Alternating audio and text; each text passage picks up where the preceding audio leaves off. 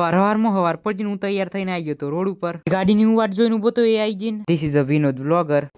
મગજનો પારો ગરમ થઈ જતો કેમ કે 8 વાગ્યાનો કઈ વિનોદ આવ્યો તો 10 વાગે પણ ગાડી એની છે એટલે ચાલશે.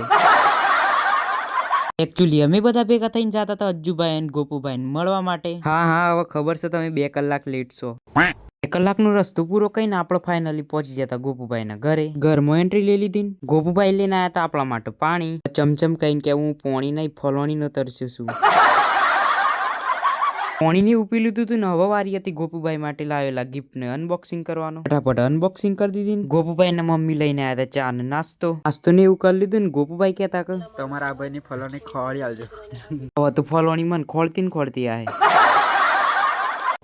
આજે આપણને ગોપુભાઈ અને તેમની ફેમિલી સાથે મળીને ખૂબ જ ખુશી થઈ. તેમણે અમારી સારી એવી સેવા કરી અને હવે ગોપુભાઈ ને બાઈ કહીને આપણે જવાનું હતું અજ્જુભાઈ ને મળવા માટે. એટલે આમ લાઈક ફોલો કરી નાખો, હું તમને કાલે અજ્જુભાઈ ને મળાવું.